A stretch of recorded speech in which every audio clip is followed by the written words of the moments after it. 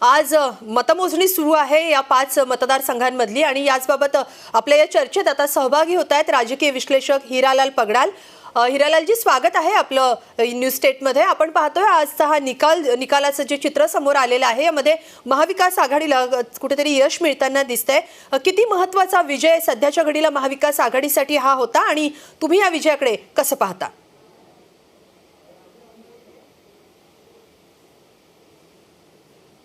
Madam, हा जो काही निकाल लागलेला आहे यामध्ये अँटी एन्कम्पसी स्पष्टपणे दिसते आहे। 2 पदवीधर आणि 3 शिक्षक मतदारसंघामध्ये जी काही निवडणूक झालेली आहे त्या निवडणुकीमध्ये असं लक्षात येते की सर्व शिक्षक जे आहेत ते प्रस्थापित सत्तेच्या विरोधात मतदान करताना दिसत आहेत। जुनी पेन्शन हा सगळ्यात महत्त्वाचा मुद्दा या निवडणुकीमध्ये होता। तो पदवीधर मतदारसंघामध्येही होता आणि तो शिक्षक मतदारसंघामध्ये होता।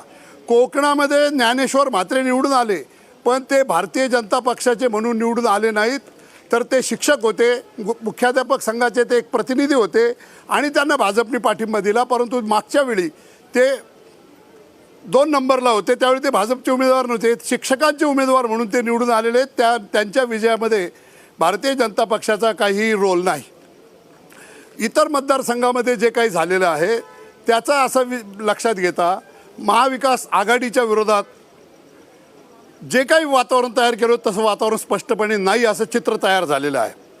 आणखी असं दिसतंय की भारतीय जनता पार्टी नागपूर हे त्यांचं मुख्य केंद्र असतानाही नागो गाणारसारखा एक मोहरा त्यांना गमवावा लागला। याचं कारण असं आहे की महाराष्ट्राचे मुख्यमंत्री उपमुख्यमंत्री देवेंद्र फडणवीस यांनी जुनी पेन्शन योजनेच्या संदर्भात जे काही विधान केलं होतं त्यामुळे कर्मचाऱ्यांमध्ये शिक्षकांमध्ये प्रचंड असंतोष होता आणि त्याचा फटका नागो गाणार यांना बसलेला आहे। या एकूण निवडणुकीमध्येच जे काही विद्यमान महाराष्ट्रामध्ये सत्ताधीश आहेत त्यांचा जनाधार आहे की नाही याची चाचणी आहे।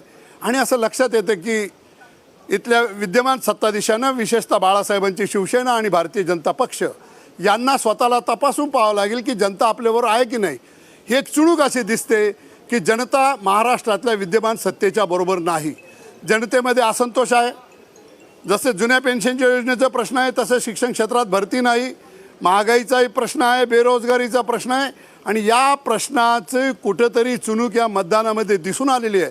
नागपूरमध्ये गाणारांचा पराभव होतो, फडणवीसांच्या मैदानात पराभव होतो, जिथे गडकरी बऱ्याच वेळा निवडून आले तिथे पराभव होतो, RSSचं मुख्य केंद्र असलेल्या ठिकाणी पराभव होतो। भारतीय जनता पक्षाला हा कुठेतरी धोक्याचा इशारा आहे। अगदी औरंगाबादची निवडणूक, अमरावतीची निवडणूक स्पष्टपणे असं दिसतंय की यामध्ये सुद्धा भारतीय जनता पक्षाने उभे केलेले उमेदवार खूपच पिछाडीवर आहेत। म्हणजे औरंगाबादमध्ये तर भाजपचा उमेदवार 3ऱ्या क्रमांकावर आहे आणि तिथे शिक्षक संघटनांचे उमेदवार हे लढतीमध्ये आहेत। या सगळ्याचा विचार जर आपण केला तर मला असं दिसतंय की महाराष्ट्रातलं जनमत हे हळूहळू आपला असंतोष एक वेगळ्या पद्धतीने प्रकट करत आहे, असंतोष दाखवत आहे। ते असं म्हणत आहे की नाही, तुम्ही महागाईबद्दल काहीतरी उपाययोजना करा, बेरोजगारीबद्दल सर तुम्ही म्हणालात तसा हा असंतोष आहे आणि तो माध्यमातून या दिसतोय। याच बाबत बोलण्यासाठी आता आपल्यासोबत राष्ट्रवादी काँग्रेसचे नेते अमोल मिटकरी देखील आहेत। अमोलजी, स्वागत आहे आपल्या न्यूज स्टेटमध्ये। तुम्ही कसं पाहताय महाविकास आघाडीच्या या विजयाकडे? एकजुटीच्या या विजयाबद्दल मी महाविकास आघाडीचा मनापासून आभार व्यक्त करतो। आज निकाल जर बघितले तर कोकण शिक्षक मतदारसंघाचा जर विषय अपवाद सोडला तर इतर ठिकाणी म्हणजे सकाळी प्रवीण दरेकर बोलले असतील किंवा त्यानंतर मग भारतीय जनता पार्टीला एक विजय हाती मिळाला आणि काय त्यांच्यामध्ये उन्माद संचारला की 5ही जागा आम्ही जिंकू। पण एकंदरीत अमरावती पदवीधर असेल, नागपूरची महत्वाची जागा जिथे चंद्रशेखर बावनकुळे जे सातत्याने रोज काँग्रेसला, राष्ट्रवादीला शिव्या घालत असतात, तिथे अर्थमंत्री देवेंद्र फडणवीस आहेत, इथे नितीनजी गडकरी आहेत, असे 3 दिग्गजाच्या होम ग्राउंडला आज एवढा मोठा हादरा बसला। तो अभिजित वंजारींच्या वेळेस पण बसला होता, आज पण बसलाय। त्यामुळे मला असं वाटतं हा निर्णायक कल आहे। शिंदे आणि फडणवीस सरकारने कितीही ताकद लावली, एक तर शिंदे गटाला काही त्यात जागाच भेटलेली नाही, पण महाविकास आघाडी एकजूट राहिली तर भारतीय जनता पार्टीचा कसा पराभव करू शकतो हे उदाहरण आहे। तर दुसरं त्याच्यातून एक सूर असाही निघतो की विद्यार्थी म्हणजे पदवीधर असतील किंवा शिक्षक असतील, या दोघांमध्ये जुन्या पेन्शनवरून असंतोष म्हणणार नाही, सरांनी असंतोष शब्द वापरला असेल, त्या पलीकडचा एक शब्द वापरतो, प्रचंड चीड होती. म्हणजे कसं एखाद्याच्याबद्दल चीड निर्माण झाली तर असं वाटतं की याला धरून हाणावं. तर आता या राजकारणामध्ये किंवा सध्याच्या लोकशाहीमध्ये मतपेटीतून तो राग व्यक्त होत असतो. मी तर इथे प्राध्यापक राजीव आमारे सर आहेत, त्यांना विनंती करतो की तुम्ही लोक सगळी जण आमच्या पक्षाची असतील किंवा तुमच्या काँग्रेस पक्षाची असतील, ही सर्व लोक पश्चिम महाराष्ट्र मुंबईमध्ये असता, पण विदर्भाकडे तुम्ही जाणीवपूर्वक दुर्लक्ष याच्या पुढे करू नये. कारण विदर्भामध्ये जितका स्कोप महाविकास आघाडीला आहे, मला असं वाटते महाराष्ट्रात इतर प्रांतात तो नसावा. आणि आज बॅलेटवर सुद्धा कशा पद्धतीने बॅलेट, जर या भारतीय जनता पार्टीचा बॅलेट या गोष्टीवर विश्वास असेल तर मी म्हणतो लोकसभा विधानसभेच्या निवडणुका त्यांनी आगामी काळात बॅलेटवर घ्याव्या. तुम्ही म्हणताय ना कोकण मतदारसंघ तुम्ही जिंकलाय, कोकण शिक्षक मतदारसंघ, तर आता तुम्हाला तुमच्या धमक असेल ना तर येणाऱ्या पुढच्या अगदी अगदी याच मुद्द्यावर आपण राजू वाघमारे सरांकडेच जाणार आहोत. कारण वाघमारे सर, सध्याचं जर राज्यातलं वातावरण पाहिलं तर शिंदे फडणवीस सरकार आहे, अनेक आश्वासनं दिली जात आहेत आणि या सगळ्या वातावरणात एकीकडे शिवसेनेचा देखील वाद अजून सुरू आहे आणि या सगळ्या वातावरणात काँग्रेसला आणि महाविकास आघाडीला हा सगळा विजय मिळालेला आहे. किती महत्त्वाचा आहे हा विजय येणाऱ्या निवडणुकांसाठी, येणाऱ्या काळात भाजपला हरवण्यासाठी?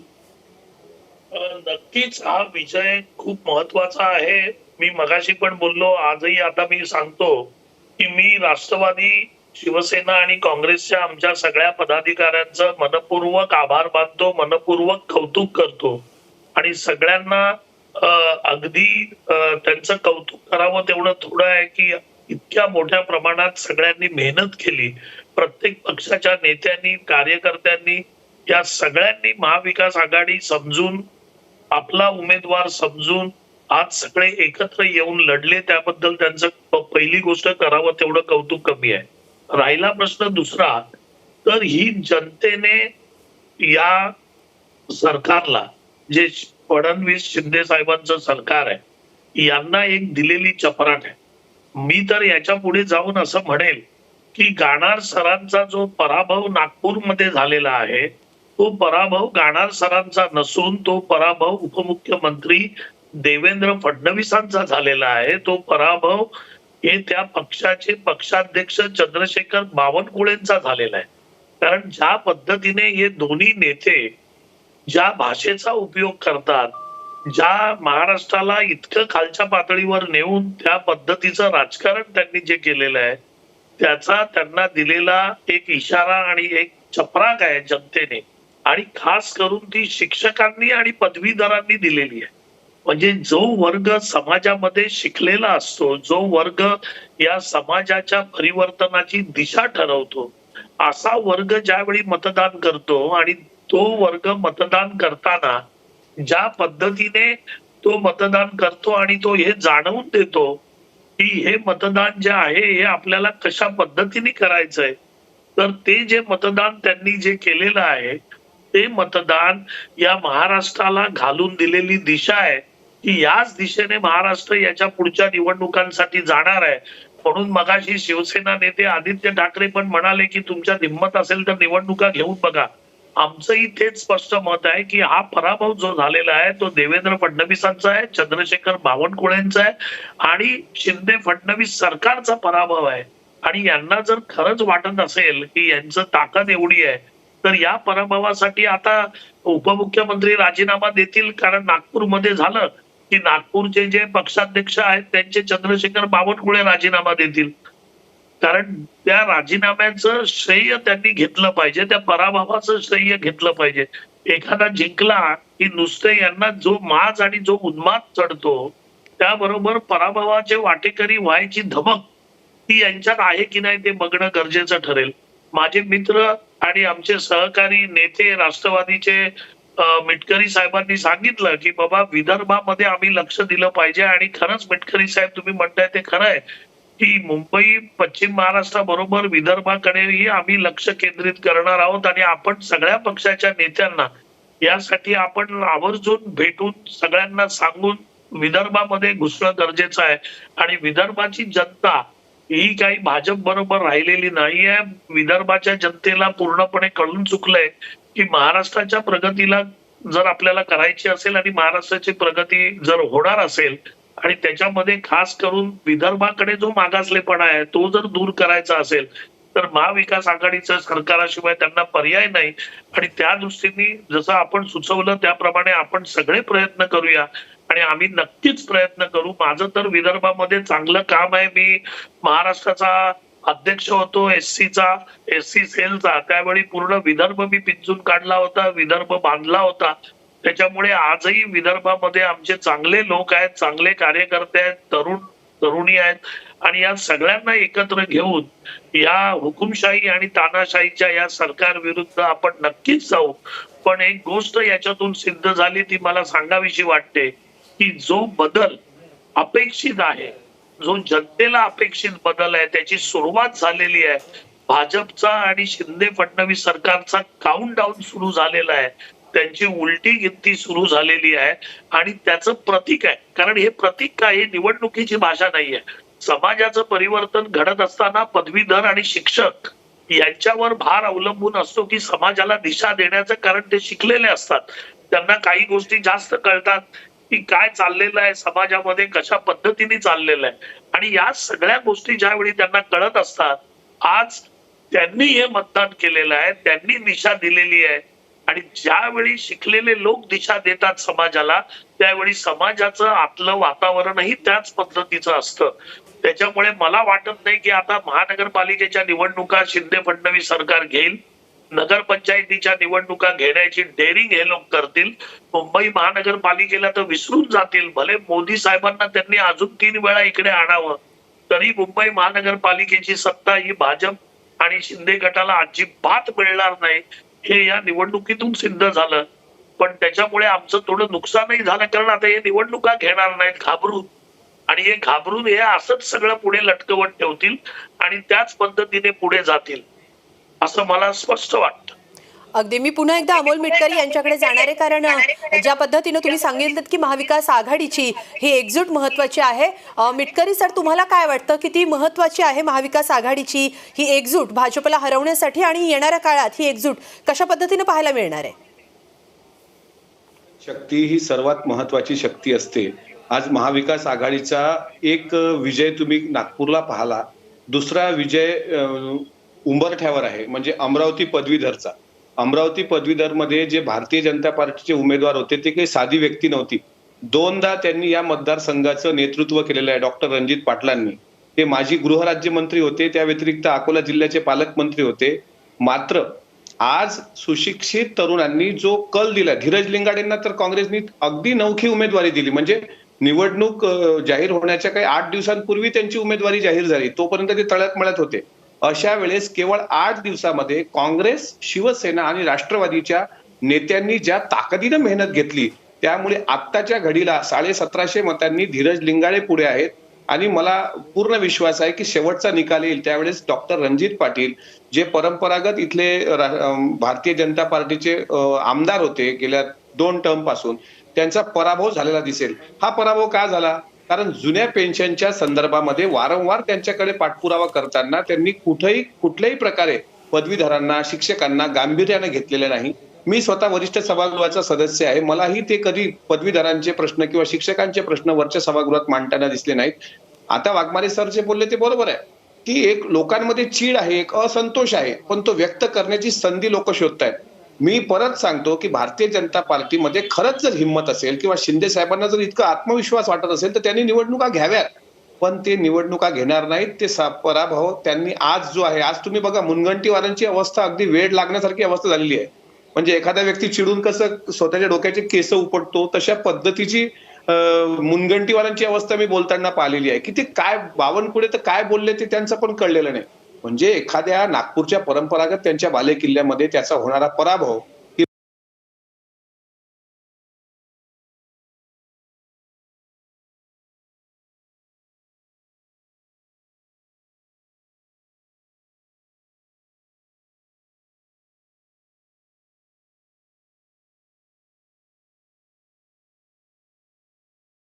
किंवा त्याच्यावर परिणाम झालेला दिसेल. आणि आणखी महत्वाचं, बाळासाहेब आंबेडकरांनी जर महाविकास आघाडीमध्ये त्या ठिकाणी येऊन जर एंट्री घेतली तर मला असं वाटते भारतीय जनता पार्टीला काही फारसे दिवस नाही, त्यांचा काउंटडाऊन सुरू झालेला आहे. लोक त्यांना चिडलेले आहेत. रोजगाराचा प्रश्न, काल निर्मला सीतारामननी जो अर्थसंकल्प मांडला तो लोकांच्या पचनी पडलेला नाही. सर्वसामान्यांच्या बद्दल काय आहे? नरेंद्र मोदी अर्थसंकल्प सादर करत असताना 2022 मध्ये शेतकऱ्याचं उत्पन्न दुप्पट होणार हे जे वल्गना करत होते, काल ते का शांत बसले? शेतकऱ्यांना काय दिलं अर्थसंकल्पाने? त्याच्यामुळे तरुण जो युवा जागरूक झालाय ना, हा प्रचंड हुशार आहे, प्रचंड ऍक्टिव्ह आहे. महाविकास आघाडीने फक्त एकसंघ राहावं, एकत्र यावं. जिथं 2 पावलं ज्या पक्षाला मागं घ्यायचं काम पडत असेल तिथं त्यांनी 2 पावलं मागं यावं. पण एका जुटीने जर आपण राहिलो तर या भस्मासुराचा अंत मात्र निश्चित आहे. भारतीय जनता पार्टी नावाचा भस्मासूर जर या महाराष्ट्रातून हद्दपार करायचा असेल, जसं हिमाचल प्रदेशमध्ये जुन्या पेन्शनच्या एका मुद्द्यावरून हिमाचल प्रदेशचं सरकार गेलं भारतीय जनता पार्टीचं, तसंच भविष्यात सुद्धा महाराष्ट्राच्या रोजगारीच्या प्रश्नावर भारतीय जनता पार्टीची कबर आम्ही खोदू शकतो. फक्त विदर्भाकडे खरोखर जातीनं लक्ष देण्याची गरज आहे, कारण प्रचंड मोठा व्हॉक्यूम आहे, प्रचंड मोठं पोटेन्शियल आहे.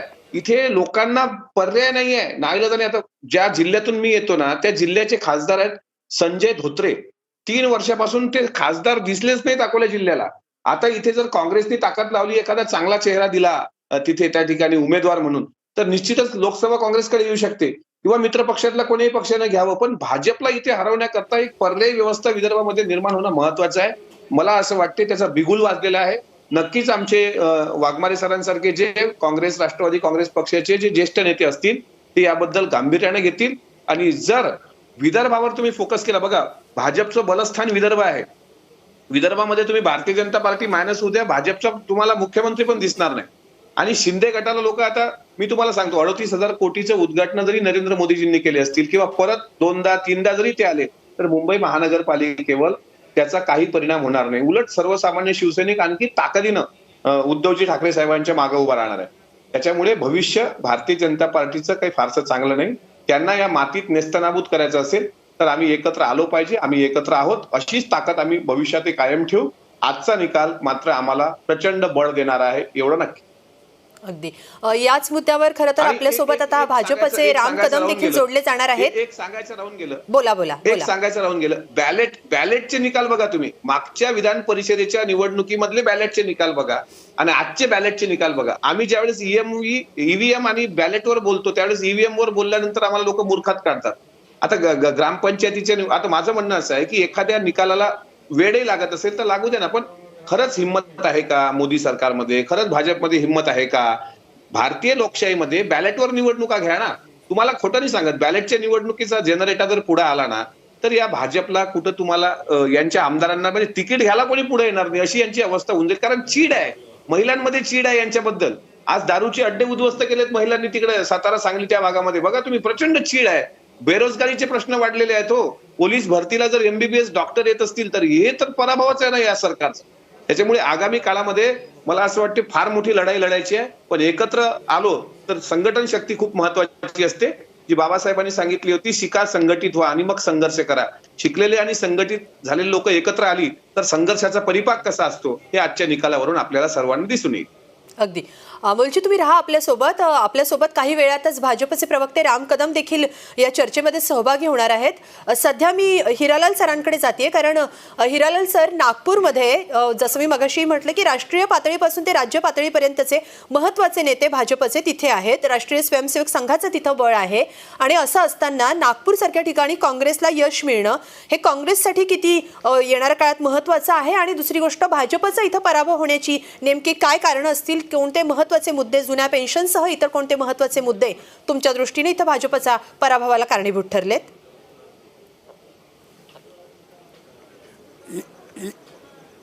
यामध्ये सगळ्यात महत्त्वाचं भारतीय जनता पक्षाचं जे काही धोरण आहे ते धोरणाचाच हा पराभव आहे. सर्वसामान्य माणसाचे जे प्रश्न आहेत, इथले बेरोजगारीचे प्रश्न आहेत, शेतकऱ्यांचे प्रश्न आहेत, शेतमालाच्या भावाचे प्रश्न आहेत, महागाईचे प्रश्न आहेत, याच्याकडे ते गांभीर्यानं पाहायला तयार नाही आहेत. या देशामध्ये संपत्तीचं केंद्रीकरण ठराविक कुटुंबामध्ये होतं आहे आणि मध्यमवर्गीयाचं, सामान्य माणसाचं उत्पन्न घटतं आहे. या सगळ्याचा परिणाम कुठेतरी असंतोष असणारच ना. केवळ मीडियामधून किंवा लोकांना बोलवून हे फार होत नाही. जेव्हा पोटाला चिमटा बसतो तेव्हा सामान्य मतदार विरोधात जाणारच.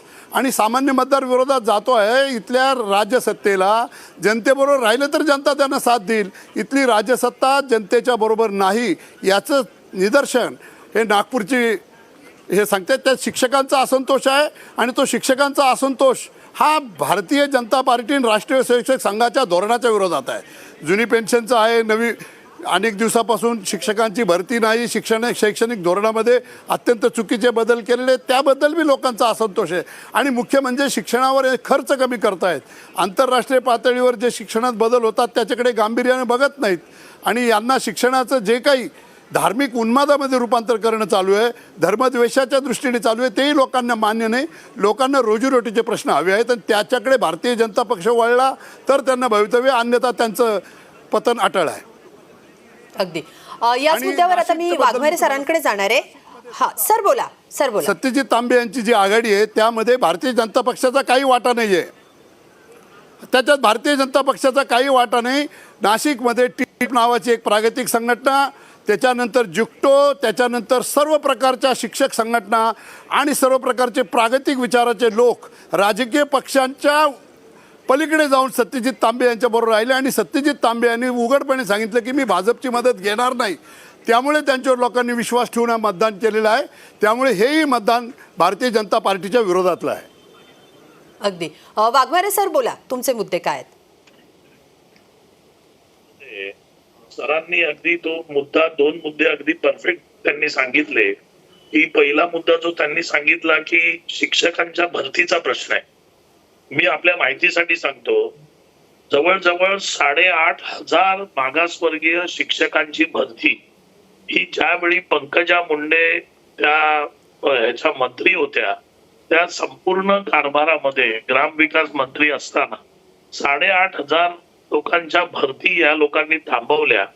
त्याच्यातल्या 4,000 मागासवर्गीय शिक्षकांच्या भरतीसाठी त्यांनी उपोषण केलेलं. मी स्वतः हसन मुश्रीफ साहेबांकडून त्याच्यावर निर्णय घेऊन, ग्रामविकास कडून, जिल्हा परिषदेचा सगळा डेटा एकत्र करून त्यांची भरती करून घ्या अशी ऑर्डर पण काढली.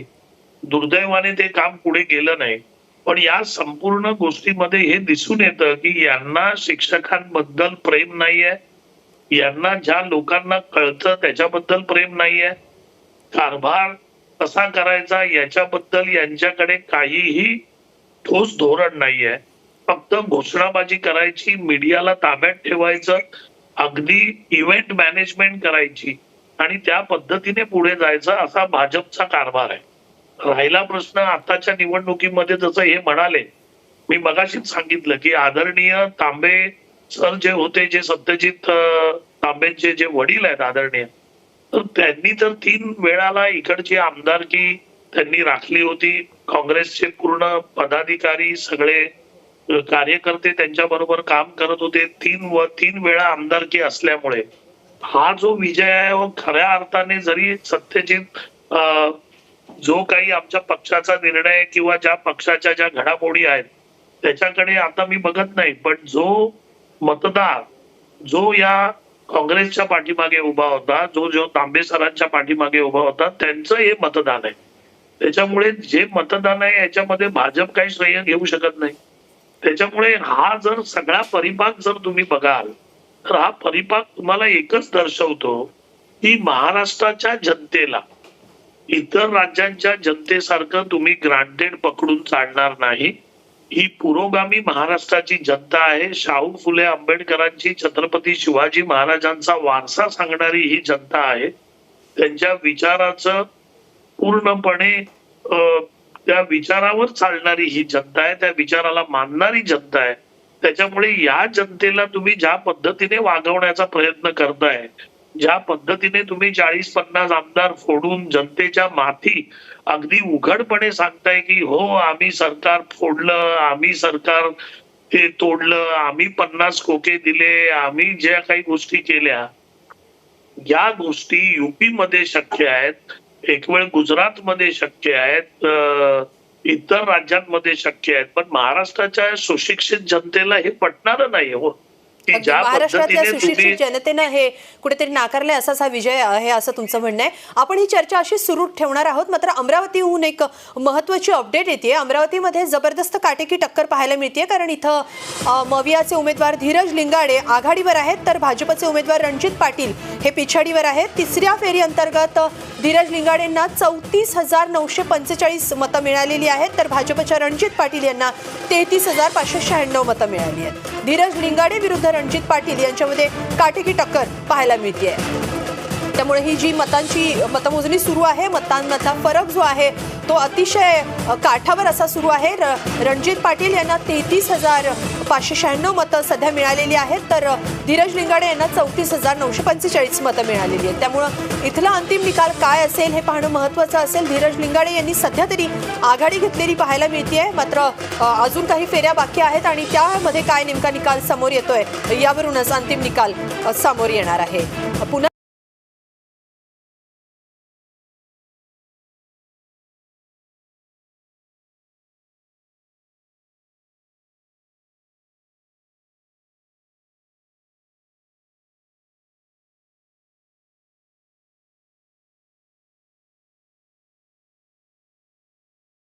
एकदा आपली ती असणार आहे.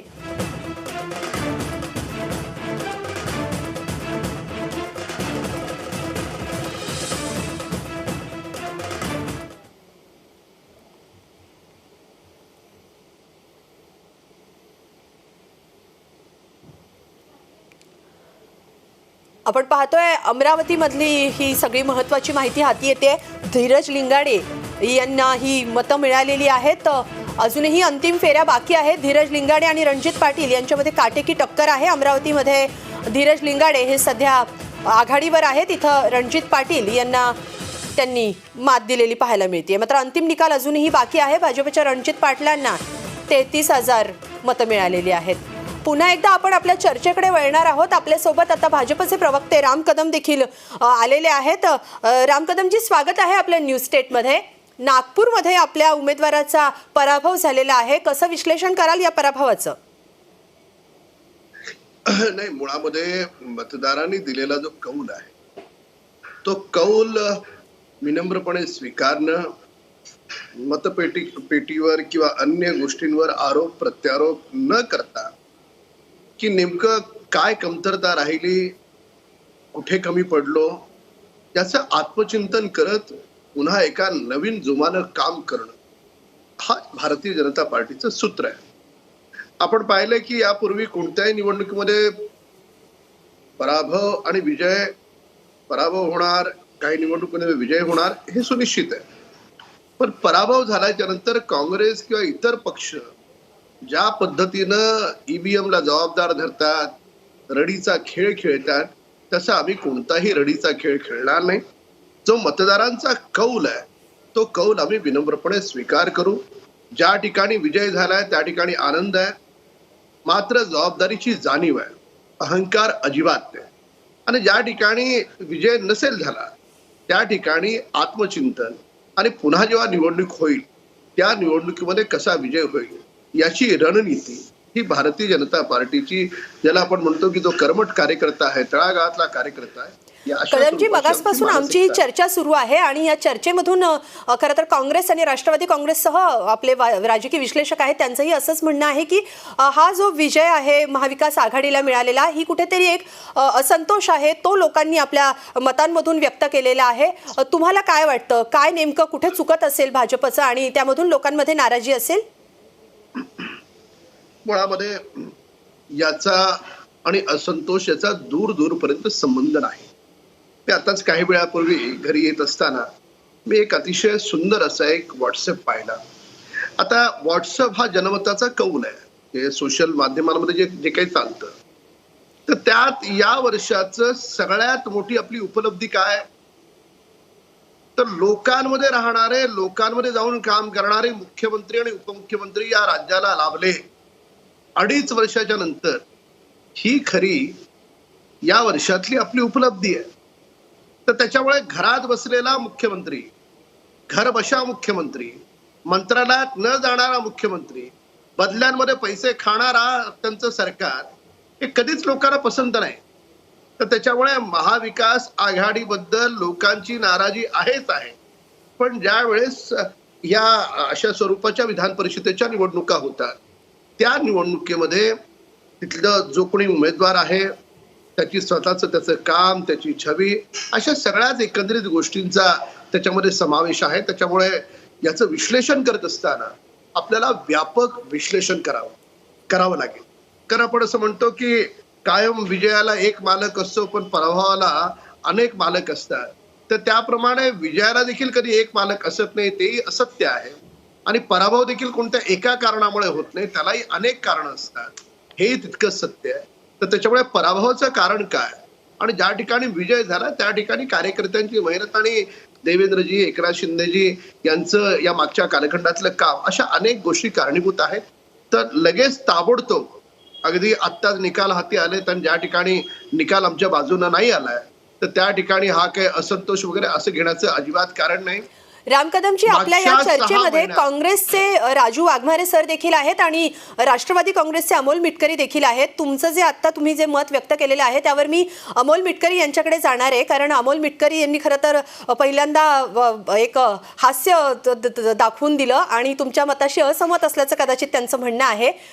मिटकरीशी तुमचं काय म्हणणं आहे? राम कदम यांनी जे मत व्यक्त केलेलं आहे महाविकास आघाडी सरकारचा 2.5 वर्षाच्या कारभारावर त्यांनी प्रश्नचिन्ह उपस्थित केलंय, तुम्ही याबद्दल काय सांगाल? मग निकाल असे निकाल का आलेत याचं उत्तर द्यावं. दुसरं, त्यांच्या कदम साहेबांच्या एकंदरीत बोलण्यात असं लक्षात आलं की उमेदवाराची छबी मतदार तपासत असतात. नागो गानार सर यांची छबी अत्यंत चांगली आहे, रणजित पाटील यांची छबी चांगलीच आहे, पण त्यांना मतदारांनी का नाकारलं, तेही नागपूरच्या बालेकिल्ल्यात. म्हणजे तुमचं सरसंघ संचालकांचं कार्यालय तिथे रेशीमबागमध्ये आहे, महाराष्ट्राचे अर्थमंत्री तिथे राहतात, ज्यांनी आता महाराष्ट्राची धुरा, तुम्ही म्हणताय ना, ते जनतेत जातात, जनतेत मिसळतात.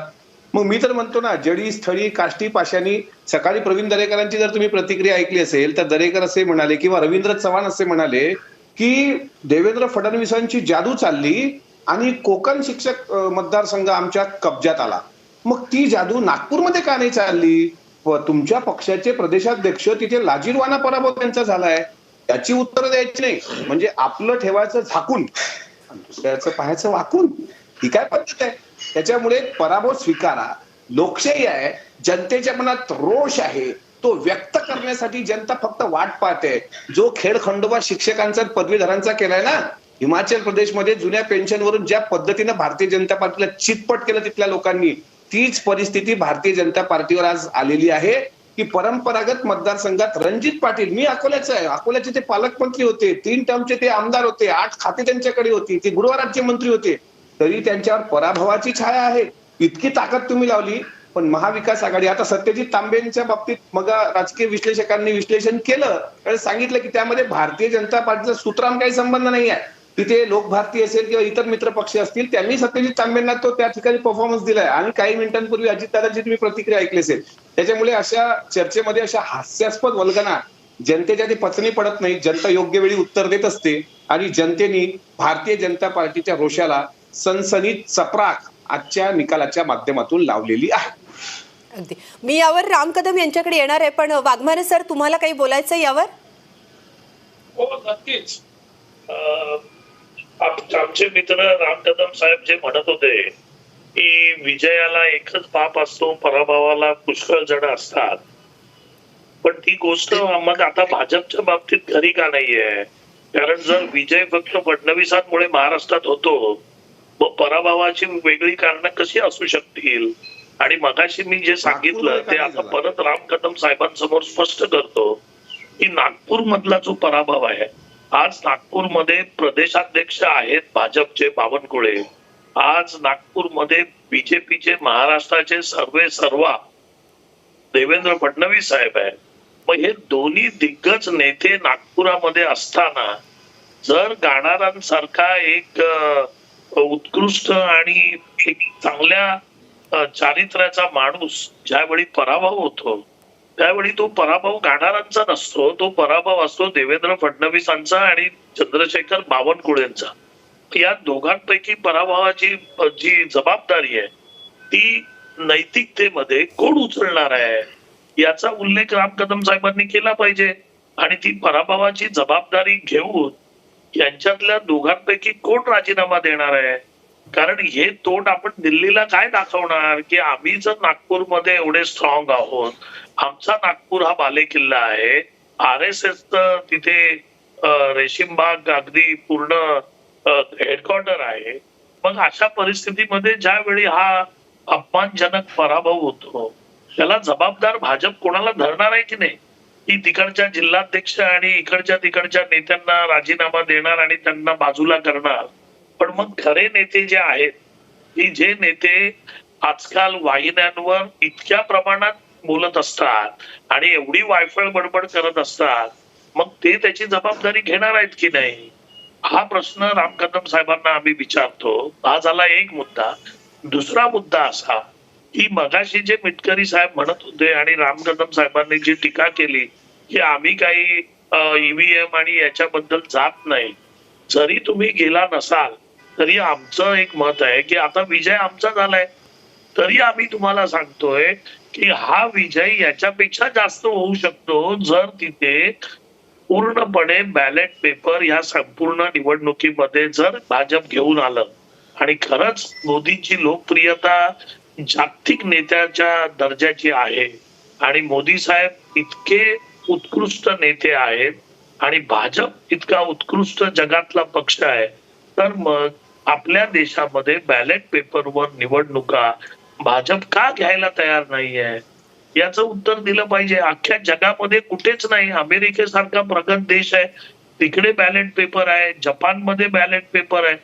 मग आपल्याकडे बॅलेट पेपरनी निवडणुका घ्यायला मोदी सरकार किंवा भाजप महाराष्ट्रातही का घाबरतंय? याचेही उत्तर ते देणार नाहीत. फक्त ते गोल गोल त्याच्या बाजूला फिरणार, पण उत्तर काय तुम्हाला मिळणार नाहीत आणि प्रेक्षकांना पण मिळणार नाहीत. त्याच्यामुळे भाजपचा हा पराभव झालेला आहे. भाजपच्या धोरणांचा पराभव झालेला आहे. भाजपच्या खालच्या पातळीवरच्या राजकारणाचा पराभव झालेला आहे. भाजपच्या फोडाफोडीचा पराभव झालेला आहे. 50 खोक्यांचा पराभव झालेला आहे आणि 50 खोके एकदम ओके ही जी घोषणा भाजप आणि शिंदे सरकार बरोबर आहे त्या घोषणेचा पराभव झालेला आहे. कारण पैशानी पदवीधरांना किंवा शिक्षकांना विकत घेता येत नाही, विद्येला विकत घेता येत नाही. हे पुन्हा एकदा पदवीधरांनी आणि शिक्षकांनी दाखवून दिलेलं आहे. त्याच्यामुळे ही उलटी गिनती यांची सुरू झालेली आहे. त्यांनी जरी किती सांगितलं आम्ही आत्मचिंतन करू आणि ते म्हणतायत की असं काही झालेलं नाही, तर उलट माझं म्हणणं असं आहे की कदम साहेब तुम्ही असंच समजा की तुमचं खूप सगळं ऑल बेल चाललंय आणि अगदी चांगल्या पद्धतीने सरकार काम करत आहे आणि खूप जनता खुश आहे. अशाच पद्धतीने तुम्ही विचार करावा आणि याच पद्धतीने 2024च्या निवडणुकीला आपण सामोरं जावं. तो रिझल्ट जो आहे तो जनता आपल्याला नक्कीच दाखवेल. अगदी याच मुद्द्यावर सर मी राम कदम सरांकडे जाणार आहे. कदम सर, पदवीधर हा खरं तर सजग वर्ग मानला जातो आणि जसं वाघमारे सर म्हणाले तसं या पदवीधरांनी भाजपला नाकारले असं वाटतंय का? आणि या सगळ्या टीकेला तुम्ही काय उत्तर देताय? बघा, दोन गोष्टी आहेत की मी जेव्हा म्हणालो की विजयाला एक बाप असतो, पराजयाला अनेक बाप असतात, हे असं पूर्वीपारचं विधान आहे. विजय देखील अनेक कारणांमुळे होतो. त्या जुन्या विधानाशी मी सहमत नाही, हे असं मी म्हटलं. माझे मित्र राजू वाघमारे साहेबांनी ते कदाचित ऐकलं नसेल, पण मी अभिनंदन करतो. आजची त्यांची प्रतिक्रिया अतिशय बॅलन्स आहे आणि अतिशय समजूतदारपणे ते आपली भूमिका मांडतात. एक लक्षात घ्या की काँग्रेसला नाशिकमध्ये स्वतःचा उमेदवार देता आला नाही. कुणाच्या माती खापर फोडणार आहेत? प्रांत अध्यक्षांच्या का राष्ट्रीय अध्यक्षांच्या? कुणाच्या माती फोडणार आहे? कोकणामध्ये श्रीमान उद्धव ठाकरे यांची आतापर्यंत सत्ता कोकणामध्ये, पण कोकणामध्ये त्यांना कुठेही त्यांचा उमेदवार टिकवता आला नाही. तिथे भारतीय जनता पार्टीचा उमेदवार आलाय का? उद्धव ठाकरे राजकीय संन्यास घेणार आहेत का? नाशिकमध्ये काँग्रेसला उमेदवार टिकवता आला नाही म्हणून नाना पटोले राजीनामा देणार आहेत? तर त्याच्यामुळे आपण एका निवडणुकीचा संबंध 18-18, 20-20 तास काम करणाऱ्या आमच्या उपमुख्यमंत्र्यांशी आणि तितक्याच तत्परतेनं सगळ्या आमदारांचे, सगळ्या लोकांचे लाडके आवडते असणाऱ्या आमच्या आदरणीय प्रांताध्यक्षांशी जोडण्याचं कारण नाही. मी म्हणालो की ज्या ठिकाणी विजय झालाय त्या ठिकाणी आम्हाला जबाबदारीची जाणीव आहे, अहंकार अजिबात. पण ज्या ठिकाणी पराजय झालाय तर पराजयाची कारण काय? मी कधी असं म्हणालो नाही की आम्ही दिलेल्या उमेदवारांची छवी खराब आहे, अजिबात नाही म्हणालो. मी असं म्हणालो की जी अनेक कारणं असतात कारण त्या ठिकाणी एका व्यक्तीला पाहून ज्याला असं आपण म्हणतो की डायरेक्ट बेनिफिट वाला अनेक ठिकाणी राजकारण होतं, तर त्याच्यामुळे कधी कधी त्या व्यक्तिविशेषच्या विरोधात असलेली काही अनेक कारणं पुढे येऊ शकतात. तर त्याच्यामुळे जो उमेदवार निवडून आलाय आणि जो उमेदवार पराजित झालाय, तर त्या दोन्ही बाबतीमध्ये आपल्याला चाचपणी केल्याच्या नंतरच त्याचं विश्लेषण करता येईल. तूर्त मात्र अजूनही निकाल अपेक्षित आहेत. ते निकाल आल्याच्या नंतर आपल्याला पूर्णपणे बोलता येईल. पण वर्तमान स्थितीमध्ये कोकणामध्ये उद्धव ठाकरे जी म्हणत होते की आमचा बालेकिल्ला, तो त्यांचा बालेकिल्ला पूर्णपणे ढासळलाय. तो भारतीय जनता पार्टीकडे आणि माननीय एकनाथ शिंदे या युतीकडे आलाय, ही वस्तुस्थिती आहे. नागपुरात त्यांना उमेदवार टिकवता आला नाही, सॉरी, नाशकात उमेदवार टिकवता आला नाही, ही वस्तुस्थिती आहे. आणि नागपूरच्या विषयी, नागपूरच्या ज्या उमेदवाराचा आमच्या बाबतीत आपण म्हणतात, निश्चितपणे आम्हाला मान्य आहे. मतदारांनी दिलेला कौल मान्य केलाय का? आम्ही त्या ठिकाणी ईव्हीएम मशीन चुकीची आहे, अमुक चुकीचं आहे, हे चुकीचं आहे, असा बिरडीचा डाव खेळतो का? अजिबात खेळत नाहीये. त्याचं विश्लेषण करून पराभव हा मोठा होण्यासाठी असतो. तर त्याच्यामुळे एका ठिकाणी झालेला पराभव लगेच तुम्ही अर्ध्या हळकुंडाने पिवळे होणार. अगदी राम कदमजी, आपल्यासोबत राजकीय विश्लेषक हिरालाल सर सुद्धा आहेत. हिरालाल सरांचं म्हणणं आपण ऐकून घेऊया आणि पुन्हा एकदा कदम सर तुमच्याकडे येते. बोला सर, हिरालाल सर बोला. आत्ता राम कदम जे नाशिक बद्दल बोललेत, मला हसू येतं. याचं कारण असं आहे की नाशिक पदर मतदारसंघ 35 वर्ष भारतीय जनता पक्षाच्या ताब्यात होता. उत्तमराव पाटील 12 वर्ष, नासर फरांदे 12 वर्ष, प्रतापदादा सोनवणे 11 वर्ष. असा मतदारसंघ त्यांच्याकडे जेव्हा काँग्रेस उमेदवार देत नाही, अशा वेळी भारतीय जनता पक्षाने का उमेदवार दिला नाही? त्यांनी तर पळ काढला. त्यांच्याकडे विस्पुते आणि शुभांगी पाटील हे दोघं त्यांच्या पक्षात होते, त्यांना त्यांनी AB फॉर्म दिला नाही, कारण भारतीय जनता पक्षाने या मतदारसंघातून पळ काढला. त्यांना पराभवाची खात्री होती, कारण या मतदारसंघामध्ये डेमोक्रेटिक कल्चरमध्ये भाजप कुठेच नाही. सर, मी हाच मुद्दा घेऊन भारतीय राम जनता कदम पक्षाने सरांचं सांगू म्हणणं नये. दुसरं ऐकते. ते EVM बद्दलचे बोलले. मला असं वाटतं की याच मुद्द्यावर आपण राम कदम सरांचं म्हणणं ऐकूयात. कदम सर, आपण नाशिकमध्ये शेवटपर्यंत आपला पाठिंबा जाहीर केला नव्हता, याचं नेमकं काय कारण? राजकारणाची कारण, EVM वर जर लोकांचा विश्वास नसेल तर बॅलेट पेपरवर मतदान झालं पाहिजे. अगदी हिरालाल सर, आपण ऐकून घेऊया राम कदम सरांचं यावर काय म्हणणं आहे ते. बोला सर, कदम सर बोला. राजकारणामध्ये कारण मीमांसा ही काही टीव्हीच्या कॅमेऱ्याच्या समोर करता येत नाही, ते करणं योग्य नाही. पण मुळामध्ये ज्या पक्षाचे एक सर्वमान्य असे नेते, चांगल्या पदावर असणारे नेते अचानकपणे रातोरात का निघून गेले, आज याचं विश्लेषण स्वतः आधी त्यांनी केलं पाहिजे.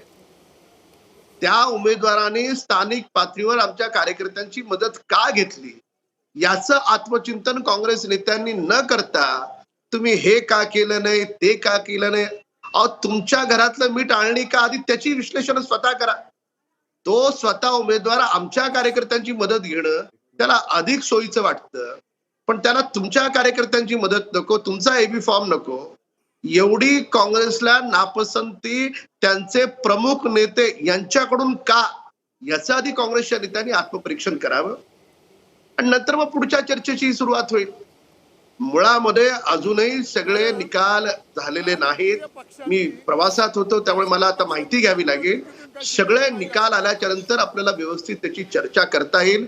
तूर्त मी पुन्हा एकदा सांगेन की 20-20 तास काम करणारे मुख्यमंत्री माननीय शिंदे साहेब आणि तेवढाच वेळ काम करणारे माननीय देवेंद्र फडणवीस साहेब यांच्या व्यक्तिगत दोघांच्या आणि सरकारच्या कामावर एकाही माणसाची नापसंती नाही. जे आजही उद्धव ठाकरे गटाकडे आमदार आहेत, मी 15 वर्ष आमदार आहे, आजही खाजगीत येताना बोलतात की खरंच शिंदे साहेबांसारखा माणूस नाही, देवेंद्र फडणवीस साहेबांसारखा माणूस नाही, आम्हाला आमचे नेते भेटत नव्हते, पण काही कारण आहे त्याच्यामुळे आम्ही उद्धवजींकडे थांबलो, थोड्याच दिवसात आम्ही शिंदे साहेबांकडे जाणार आहे, अशी ही व्यक्तिगत चर्चा आहे. तर त्याच्यामुळे ती चर्चा काही ह्या टीव्ही कॅमेऱ्यासमोर होऊ शकत नाही. पण ही वस्तुस्थिती आहे की अनेक रखडलेले प्रोजेक्ट, मेट्रो कुणामुळे आणली, महाविकास आघाडीमुळे आणली, सुरू झाली की नाही झाली, 2 मेट्रोचं लोकार्पण झालं, तर त्याच्यामुळे हे असे अनेक प्रोजेक्ट मला सांगता येतील जे शेतकऱ्यांच्या हिताचे निर्णय, सर्वसामान्यांच्या हिताचे निर्णय, गरीब माणसाच्या हिताचे निर्णय घेतले ना शिंदे फडणवीस सरकारनं, तर त्याच्यामुळे एक निकाल, त्याची काही वेगळी कारणं, त्याला डायरेक्ट तुम्ही देवेंद्रजींसोबत नाही जोडू शकत. करा जोडण्याचा प्रयत्न. पण कदम आजही सर, नागपुरात तुमचे जे जाऊन एकमेव बघा. ओरिजिनल आमदार आहेत रणजित पाटील, ते देखील पिछाडीवर आहेत. त्याकडे तुम्ही कसं पाहता? जर हे भाजप मॅडम बोला बोला मॅडम थोडंसं या राम कदमांच्या याच्यावर थोडंसं मला बोलू द्या असं माझी विनंती आहे. बोला बोला हिरालाल सर बोला. मी पुन्हा एकदा राम कदम सर तुम्ही थोडंसं मॅडम. थांबा, आपण हिरालाल सरांचं म्हणणं ऐकून हॅलो. घेऊया. हा सर बोला, हिरालाल सर बोला. हा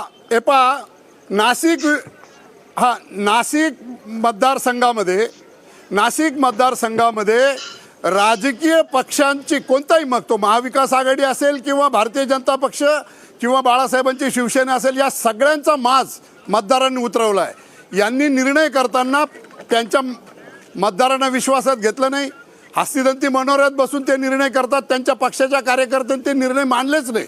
उदाहरणार्थ महाविकास आघाडीने जे घेतलेले निर्णय, पटोलेंनी घेतलेले निर्णय काँग्रेस कार्यकर्त्यांनी मानले नाही, राष्ट्रवादीच्या कार्यकर्त्यांनी मानले नाही. भाजपनी पाठिंबा द्यायचा निर्णय घेतला, तो भाजपच्या कार्यकर्त्यांनी मानला नाही. मी असं पाहिलं की मतदार सगळ्या राजकीय पक्षावर असंतुष्ट होते इथे, आणि सगळ्यांनी मिळून इथे एक वेगळ्याच प्रकारचा कौल दिला. तो कौल देत असताना या राजकीय पक्षांबद्दल नाराजी मतदारांनी व्यक्त केलेली आहे. आपले उमेदवार देताना कार्यकर्त्यांना, निनाळ्या मतदारांना, पदवीरांना कोणीही विश्वासात घेतलं नाही, आणि वरून उमेदवार लादणं हा जो प्रकार होतो त्याचा मतदारांनी निषेध केला आहे. सर, मी याच मुद्द्यावर या तिघांकडून अशी माझी भूमिका त्यांचं आहे. मत घेते. अगदी अगदी वाघमारे सर, खरंच काँग्रेसकडूनही इथं थोडंसं दुर्लक्ष झालं आणि त्याचाच हा परिपाक म्हणून हा निकाल समोर येतोय. कारण सत्यजित तांबे आघाडीवर आहेत. जर काँग्रेसनं इथं जर त्यांना उमेदवारी दिली असती तर हा निकाल कदाचित तुमच्या पारड्यात आला असता असं वाटतं. सगळ्यात पहिली गोष्ट म्हणजे की निकालाच्या वेळी आणि पक्षाचा फॉर्म भरण्याच्या वेळी ज्या वरच्या पातळीवर काही गोष्टी घडल्या त्याच्याबद्दल मला काही कल्पना नाही त्या बाबतीत, कारण तो निर्णय श्रेष्ठींच्या पातळीवर लागतो. पण मी स्वतः नाशिकचा प्रभारी आहे. मी नाशिकला या निवडणुकीच्या आधी महिन्याभरापूर्वी ज्यावेळी मी नाशिकमध्ये होतो, माझ्या बरोबरच्या सभेला स्वतः तांबे सर होते, जे सत्यजित दादाचे वडील आहेत, आणि आम्ही एकत्र सभा घेतल्या. कारण नाशिकचा मी प्रभारी आहे, आणि त्यावेळी असं स्पष्ट चित्र होतं की डॉक्टर तांबे सरच निवडणुकीला उभे राहणार आहेत, आणि त्यांच्याच बद्दल आपण सगळी मतदारांची जोडणी करायची आहे, त्यांचं रजिस्ट्रेशन करायचं आहे. या सगळ्या प्रक्रियेचा मी भाग होतो. मी सभा घेतल्या, मी कार्यकर्त्यांच्या तालुका वाईज सभा घेतल्या, आणि डॉक्टर तांबेंबद्दलच आम्ही बोलत होतो. पक्षाकडूनही त्याच सूचना होत्या. त्याच्यामुळे काँग्रेस पक्षाची जी भूमिका होती, आता त्याच्या वरच्या पातळीवरचा जो निर्णय आहे तो आयत्या वेळेला काय झाला, पण आयत्या वेळेला तुम्ही म्हणू शकत नाही. कारण डॉक्टर तांबेंना पण जो एबीचा जो बी फॉर्म दिला होता तो काँग्रेस पक्षाचा फॉर्म होता. म्हणजे काँग्रेस पक्षाने उद्या जर तांबे सरांना डावलून जर एखादा तिसरा उमेदवार दिला असता तर मग काँग्रेस पक्षामध्ये काहीतरी प्रॉब्लेम आहेत, किंवा अध्यक्षांनी काही निर्णय चुकीचे घेतलेत, किंवा त्या पद्धतीचा आपण बोलू शकत होतो. पण जे विद्यमान आमदार आहेत त्या विद्यमान डॉक्टर तांबेंनाच बी फॉर्म दिला होता, आणि त्याच्यामुळे जो फॉर्म दिला होता तो उमेदवार या नात्याने दिला होता. आता त्यांनी भरला नाही, त्याच्यानंतर सत्यजितनी फॉर्म भरला, त्याच्यानंतरचं राजकारण जे घडलं ते आपण सगळ्यांनी बघितलं. पण या संपूर्ण राजकारणामध्ये पक्षाची जी भूमिका होती ती जर भूमिका समजा डॉक्टर तांबेंना वगळून एखाद्या तिसऱ्या नेत्याला जर काँग्रेस पक्षाने फॉर्म दिला असता आणि त्याच्या विरोधात बंड म्हणून सत्यजित दादांनी जर फॉर्म भरला असता तर आपण समजू शकतो की पार्टी पातळीवर याच्यामध्ये एक वाक्यता नव्हती. अगदी तुमची भूमिका कळली. मी याच मुद्द्यावर राम कदम यांच्याकडे जाणार आहे. कदम सर, इथं शुभांगी पाटील यांनी तुमच्या पक्षात प्रवेश केला होता, मात्र तरीही त्यांना उमेदवारी दिली गेली नाही आणि मग त्या शिवसेनेकडे गेल्या. तर हेही कुठेतरी टाळता आलं असतं. भाजपनं इथं शेवटपर्यंत पाठिंबा न देण्याचं नेमकं कारण काय? भारतीय जनता पार्टी कोणाला उमेदवारी हवी आहे म्हणून पक्षप्रवेश देत नाही, आणि पक्षप्रवेश हा विचार त्यांनी असं पटतात, म्हटलं होतं, भूमिका शुभांगी पटते. पाटलांनी असं म्हटलं होतं की काहीतरी शब्द दिला म्हणूनच तर मी प्रवेश केला होता, अशी त्यांनी प्रतिक्रिया दिली होती. हो, त्यांची भारतीय जनता पार्टीमध्ये माझा जो काही 10 उमेदवार वर्षाचा अनुभव आहे त्या भारतीय जनता अनुभवाप्रमाणे या पार्टीने ठिकाणी उमेदवार कोणालाही ही त्यांची दिवाळखोरीच तुम्हाला हे होती. देऊ ते आपली वेळ आल्यावर आपण बोला. आपल्या वेळेत आम्ही कुणीच बोललो नाही की भारतीय जनता पार्टीमध्ये कुठलाही शब्द नाही. त्यांनी कार्यकर्ता म्हणून काम करण्याची इच्छा व्यक्त केली आणि पक्षात त्या आल्या. त्यांना काही गोष्टी पटल्या नाहीत. त्यांना जो सोयीचा पक्ष आहे त्या पक्षात त्या निघून गेल्या.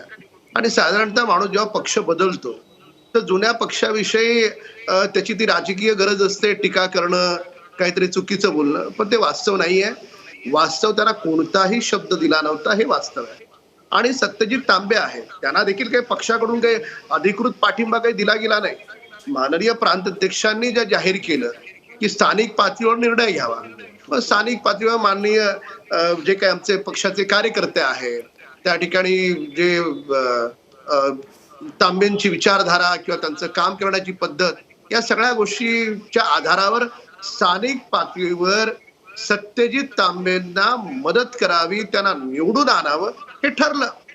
आणि ठरल्याप्रमाणे आता जो काही आता निकालाचा कल दिसतोय ते निवडून येतील अशा स्वरूपाचा कल आहे. एक मिनिट. आता अगदी निकाल अगदी अगदी लागल्यानंतर वाघमारे सरांना काहीतरी बोलायचंय. राम कदम सर, मी वाघमारे सरांचं म्हणणं पहिल्यांदा ऐकून घेते. बोला सर. भाजपनी 2-2 वेळा 3-3 वेळा भाजपचे अध्यक्ष बोलले की सत्यजित तांबेंना भाजपचे घर दरवाजे उघडे आहेत. सत्यजित तांबेंनी स्पष्ट सांगितलं की मी भाजपकडे जाणार नाही. सत्यजित तांबेंना भाजपच्या इतर नेत्यांनी पण सांगितलं की भाजपमध्ये त्यांचं स्वागत आहे. कुठेही सत्यजित तांबेंनी ही भूमिका घेतली नाही की भाजपचा पाठिंबा मला हवाय म्हणून. त्याच्यामुळे स्थानिक पातळीवर भाजपवाल्यांनी मदत केली हे आता सत्यजित तांबेंचा विजय होताना बघून बोलणं हे म्हणजे सर्वस्वी ऑपॉर्च्युनिस्टिक हा प्रकार आहे. हे स्वतः क्रेडिट किंवा क्रेडिट शेअर करण्याचा प्रकार आहे.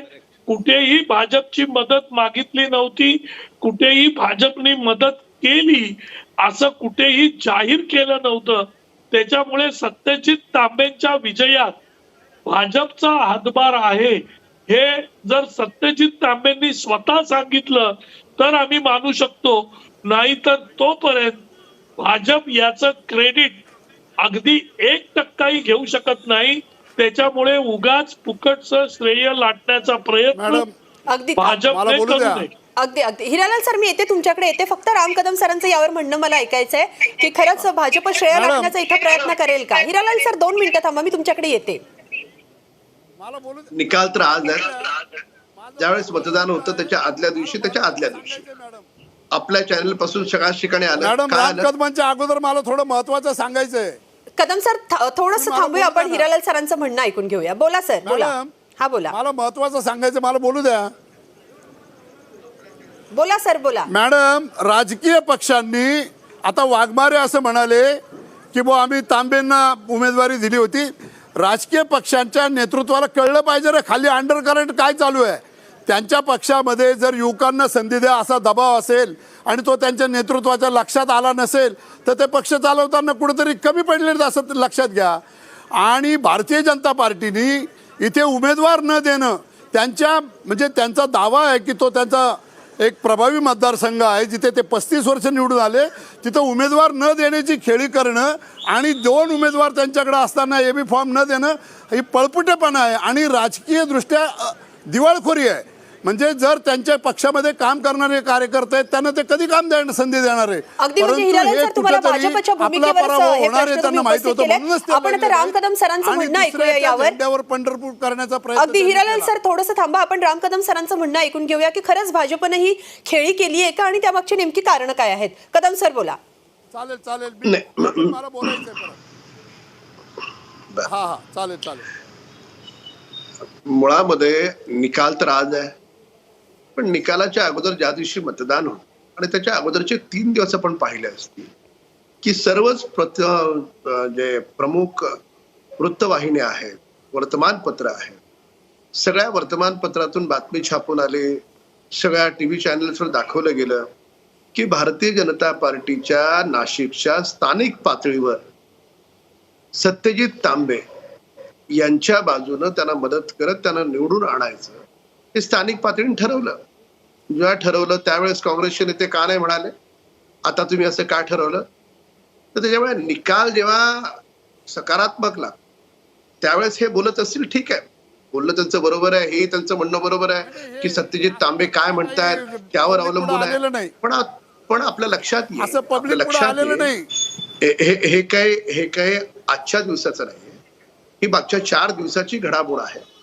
आणि जी वस्तुस्थिती आहे नाशकामध्ये आपला कॅमेरा पाठवा, लोकांना विचारा, भाजपला त्यांनी आपला मतदान उमेदवार केलं उभा त्यांना करण्याची विचारा. इच्छा होऊ नये हा तर खूप मोठा राजकीय दिवाळखोरपणा आहे ना, त्याचं उत्तर द्या ना.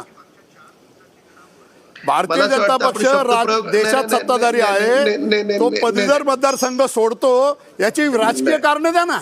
कुठे कार्यकर्त्यांवर तुम्ही त्याची काय हे सांगताय?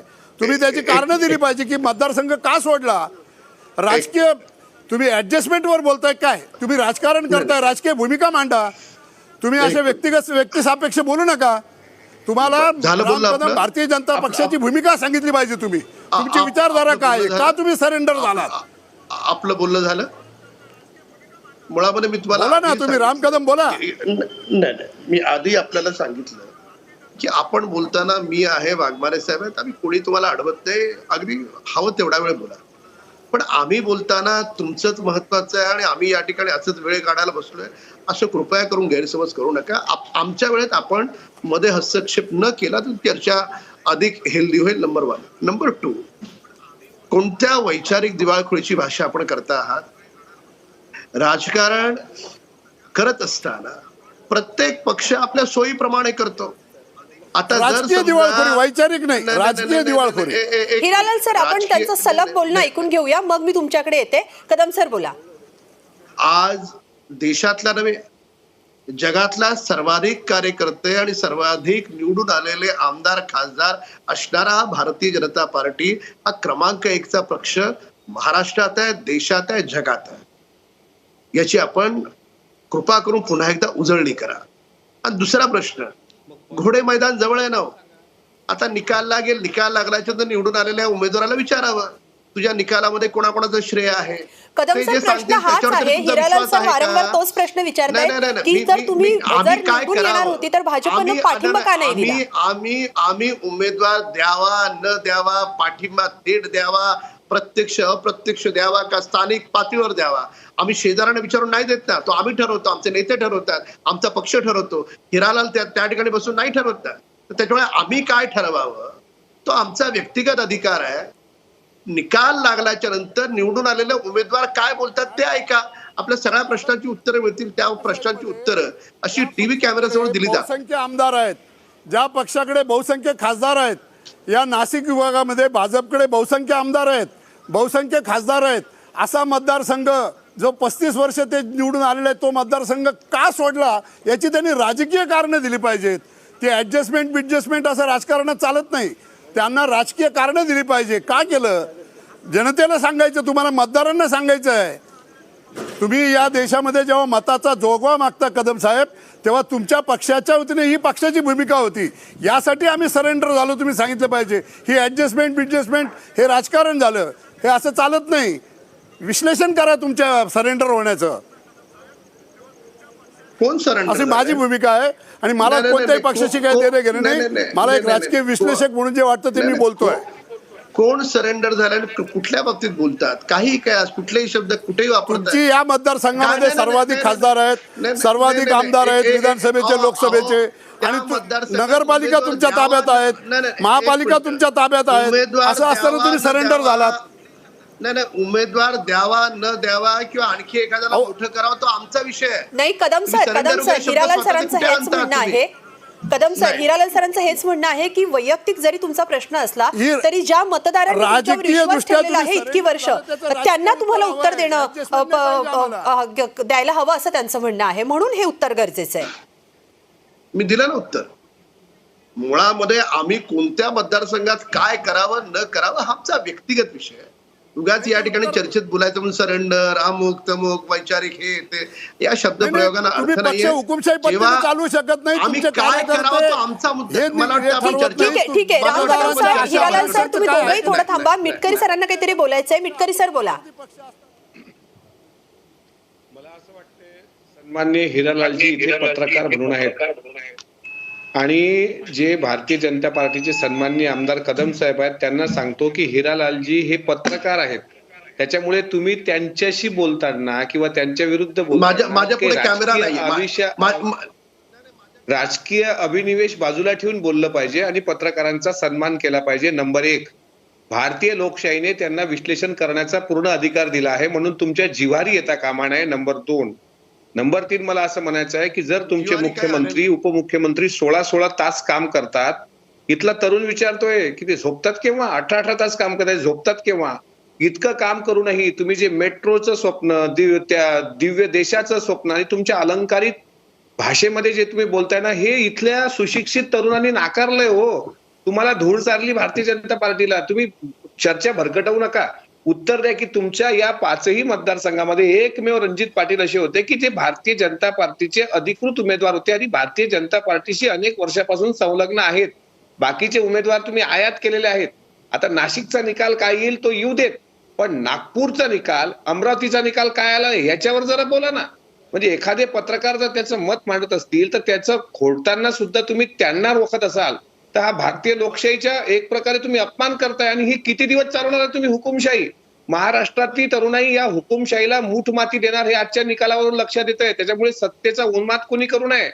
तुमची केंद्रात सत्ता असेल, राज्यात सत्ता असेल, चंद्रावरही सत्ता असेल, सूर्यावरही सत्ता असेल, जगात सत्ता असेल, जगाच्या बाहेर सत्ता असेल, जळी स्थळी काष्टी पाषाणी तुमची सत्ता असेल, पण आजच्या सुशिक्षित तरुण जो रोजगाराच्या बाबतीत बोलतोय त्याचं उत्तर द्या. त्यात तुम्ही अयशस्वी झालात. कारण आजचा जो मतदार आहे तो अत्यंत सुजाण मतदार होता. तो शिक्षक मतदार होता.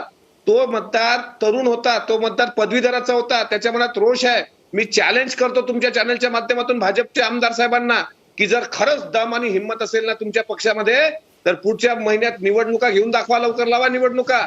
लावा मुंबई महानगरपालिकेच्या निवडणुका.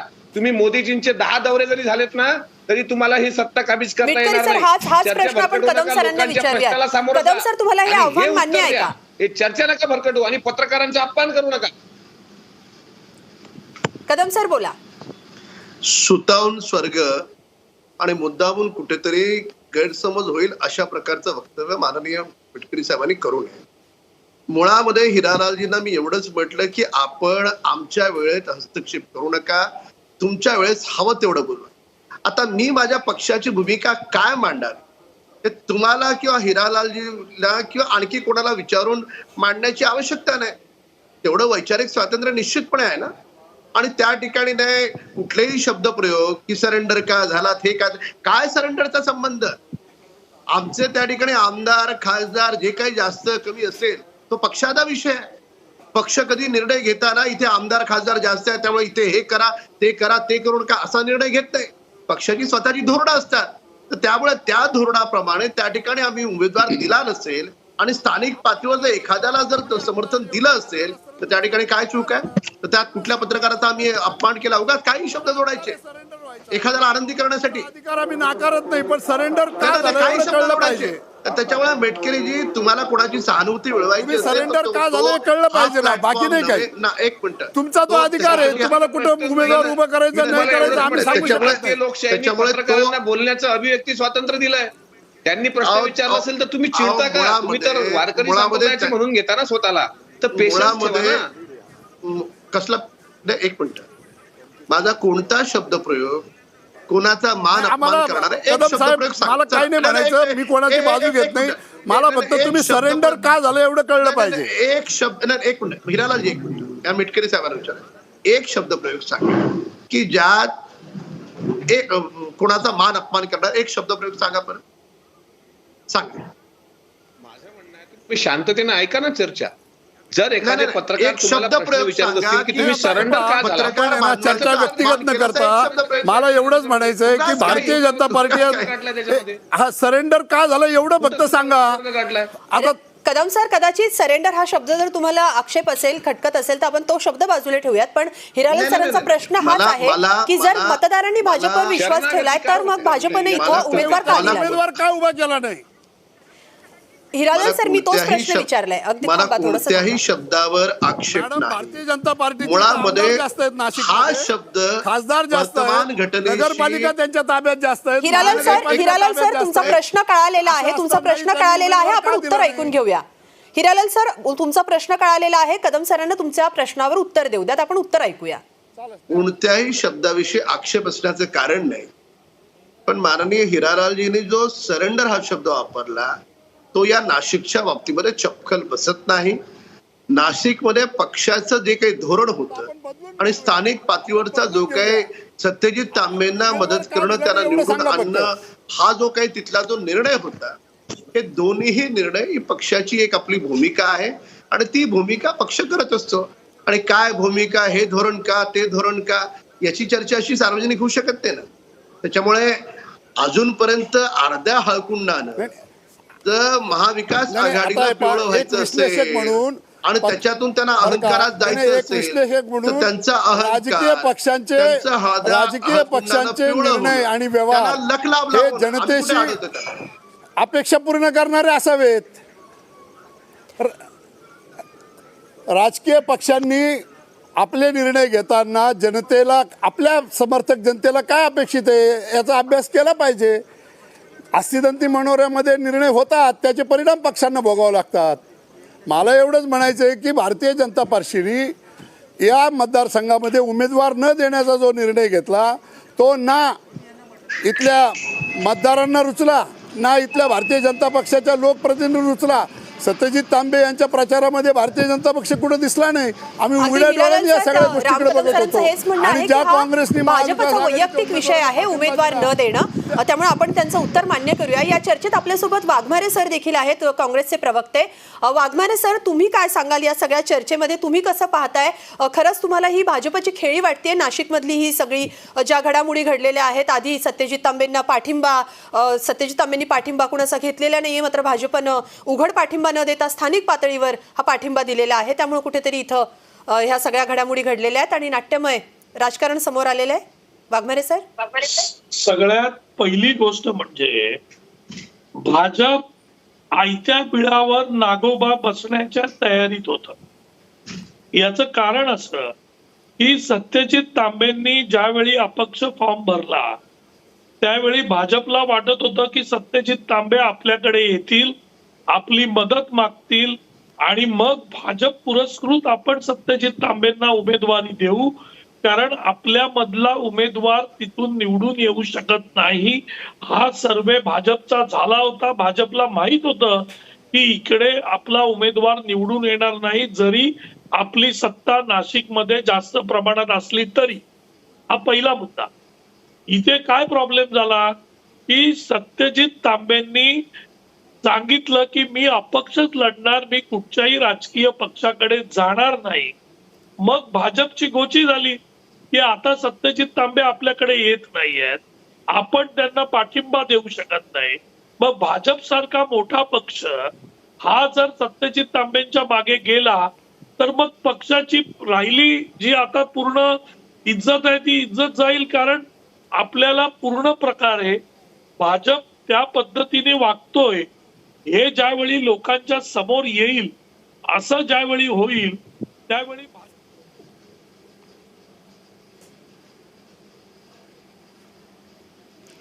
वाघमारे सरांचा आवाज आपल्या तांत्रिक कारणांमुळे पोहोचू शकत नाहीये. मी राम कदम तुमच्याकडे येणार आहे. जसं तुम्ही मगाशी म्हणालात की नागपूरमधला जो नागो गाणाऱ्यांचा पराभव आहे आम्ही फक्त तिथं पाठिंबा दिला होता. मग रणजित पाटलांबद्दल तुमचं काय म्हणणं आहे? तो तर भाजपचा मूळ उमेदवार होता, आणि ते पिछाडीवर आहेत. अर्थात अंतिम निकाल अजून आलेले नाही आहेत, पण ते पिछाडीवर आहेत हे मात्र सत्य आहे. तिथं धीरज लिंगाडेंना आघाडी मिळालेली आहे. याकडे तुम्ही कसं पाहता? तिथं नेमकी रणनीती भाजपची कुठे चुकली आहे? रणजित पाटील माझे व्यक्तिगत मित्र आहेत आणि हिरालाल सर, आपण या प्रश्नाचं उत्तर घेऊयात, मग तुमच्या प्रश्नाकडे येते मी. तुम्ही थोडंसं थांबा, आपण या प्रश्नाचं उत्तर आधी घेऊयात. तिसऱ्या क्रमांकावर का गेला? रणजित पाटील रणजित पाटील हे माझे अतिशय जवळचे मित्र आहेत. त्यांचं काम करण्याची पद्धत आणि मंत्री असताना देखील त्या दरम्यान त्यांनी केलेला जो कामाचा जो काही धडाका आहे, या सगळ्या गोष्टी अत्यंत स्तुत्य आहेत. आणि त्यामुळे गेली अनेक वर्ष ते समाज जीवनात, राजकारणात अतिशय यशस्वीपणे काम करत आहे. नेमकी या निवडणुकीमध्ये कोणती अशी कारणं आहेत की त्यांना दुसऱ्या क्रमांकाची पसंती तिथल्या मतदारांकडून मिळते, तर या सगळ्या गोष्टींची आपल्याला विश्लेषण करावी लागतील, कारणं शोधावी लागतील. पण तूर्त हे मान्य आहे आम्हाला की जो काही मतदारांनी कौल दिलाय तो कौल आम्ही स्वीकारतो आहोत. कुठलंही त्याला इतर पक्षांसारखं हे कारण ते कारण असा मी रडीचा खेळ खेळत नाही. पण रणजित पाटील एक अतिशय ज्याला आपण म्हणतो की पारदर्शी स्वभावाचं व्यक्तिमत्व, लोकांमध्ये मिळून मिसळून काम करणारं अभ्यासू व्यक्तिमत्व, अशी त्यांची आपली ओळख राहिलेली आहे. नेमका कोणत्या कारणामुळे त्यांना मतदारांनी नाकारलं याचं आम्ही निश्चितपणे आत्मचिंतन करू आणि त्या आत्मचिंतनामधून ज्या गोष्टी राहिल्या असतील त्याचा बोध घेत भविष्यात काम करू. पण एक मात्र निश्चित की या कोणत्याही जय पराजयाचा आपण महाराष्ट्र सरकारची संबंध लावण्याचं कारण नाही. कारण महाराष्ट्र सरकारमध्ये एकनाथ शिंदेजी माननीय मुख्यमंत्री आणि उपमुख्यमंत्री देवेंद्र फडणवीसजी, मगाशी म्हणालो आणि आमचे मित्र म्हणाले की ते 20 तास काम करतात झोपतात किंवा, अतिशय चांगला प्रश्न विचारला. कारण त्यांनी काय पाहिलंय, त्यांनी 2.5 वर्ष घर बशा मंत्र्यांना न भेटणारा मुख्यमंत्री पाहिलाय. तर त्यांना हे आश्चर्यकारक आहे की 20 तास माणूस कसा काम करू शकतो. तर त्यासाठी खरंच एकदा वेळ काढू आपण मुख्यमंत्र्यांच्या किंवा मुख्यमंत्र्यांच्या दौऱ्यात सहभागी झोप वगैरे घेतात की त्यामुळे नाही झोपेला देखा बघा, झोपेला 2.5 तास देखील लोकांना पचेल असं कदम साहेब बोला ना. पसेल नाही. मी तुम्हाला तरी पडतं का 24 तासापैकी 20 तास काम करणारं कोणीतरी दाखवा बरं मला. आपण जेवत कधी असती, ते आंघोळ कधी करत असते, हे अंगणवाडीतल्या मुलाला सांगितलं बरं का, हास्यास्पद आहे. अशा काही एक बोलावं. मतदारांवर प्रभावित टाकणारे अशी ही वक्तव्य आहेत, याचं फिजिकली विश्लेषण करावं. हे अशी विधानं मतदारांवर प्रभावित टाकणारी विधानं आहेत ही, पण याचं फिजिकली विश्लेषण करावं. तुम्ही ना पहाटे कोणावरही प्रभाव पडत नाहीये. ज्यावेळी पराभव होतो त्याची जबाबदारी त्या पक्षाच्या नेत्यांवर असते आणि ती जबाबदारी त्यांनी घेतली पाहिजे. राम कदम इकडे बसून की ती जबाबदारी त्या नेत्यांची नाही असं बोलणं हे सर्वस्वी चुकीचं आहे. त्या नेत्यांचीच जबाबदारी आहे. कारण जर त्यांचं काम जर तेवढं चांगलं असेल तर त्यांच्या उमेदवारांना मतं मिळाली असती. अगदी कदम सर, याच मुद्द्यावर तुम्ही म्हणताय की मुख्यमंत्री उपमुख्यमंत्री 20 तास काम करतायत. औरंगाबादमध्ये देखील भाजपचा उमेदवार 3ऱ्या क्रमांकावर आहे. मॅडम, या सगळ्या राजकारण्यांचं मी एका नव्या मुद्द्याकडे लक्ष वेधू इच्छितो. हिरालाल सर 2 मिनिटं थांबा, फक्त या प्रश्नाचं उत्तर ऐकूयात आपण. औरंगाबादमध्ये भाजपचा उमेदवार 3ऱ्या क्रमांकावर आहे. इथं देखील तुमचं काम पोहोचलेलं नाही असं समजायचं का मग? आपण माझ्याशी मला विचारला प्रश्न हा. पण हो सर, कदम सर बोला, हा तुम्हालाच प्रश्न आहे. औरंगाबादमध्ये विक्रम काळे आघाडीवर आहेत आणि किरण पाटील 3ऱ्या क्रमांकावर आहेत. इथं देखील तुमच्या मुख्यमंत्र्यांचं आणि बघा, कोणतीही विधान परिषद किंवा कॉर्पोरेशनची निवडणूक होत असते तर त्या ठिकाणी तिथला लोकल चेहरा आणि त्या लोकल चेहऱ्याविषयी असणारी मतदारांची पसंती, या दोन्ही गोष्टींचं तितकंच महत्व आहे. कदम सर, मी तुम्हाला थोडंसं थांबवते कारण नाशिक मधून महत्वाची बातमी येते. सत्यजित तांबेंना 45,660 मतं मिळाली आहेत.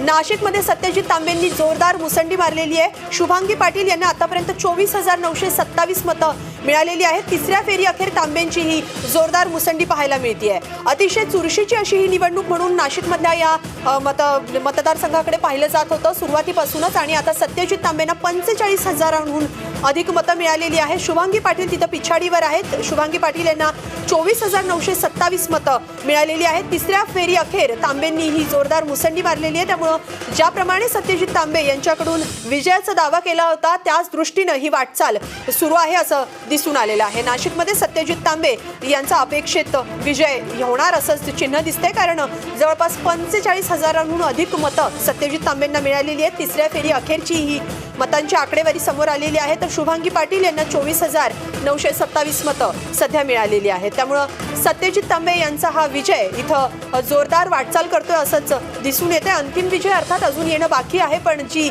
तफावत आहे ती मात्र मोठी दिसून येते. त्यामुळे आता या सगळ्या नाशिकमधल्या विजयावर किंवा नाशिकमधल्या विजयाच्या वाटचालीवर आपण म्हणणं ऐकून घेणार आहोत. आपण वाघमारे सरांकडे जाऊया. तर राजू वाघमारे सर आपल्या सोबत आहेत. वाघमारे सर, नाशिकमध्ये खरं तर सगळ्यांचंच लक्ष होतं काय नेमकं होईल, कारण सत्यजित तांबे यांनी विजयाचा दावा केला होता, पण ज्या पद्धतीनं पाठिंबा कुणीच जाहीर केला नव्हता त्यामुळे कुठेतरी एक चुरस निर्माण झाली होती. मवियाचा इथं उमेदवार मागे पडलेला आहे. तुम्ही कसं पाहता या वाटचालीकडे? नाही, सत्यजित तांबेंच्या नाशिक मधल्या विजयाचं जे श्रेय आहे, मी तुम्हाला मगाशी सांगितलं की ते सत्यजित तांबे ज्यावेळी स्वतः सांगतील की त्यांना कोणाकोणाचा पाठिंबा मिळाला होता त्याच्यावर आपल्याला जाहीर करता येईल.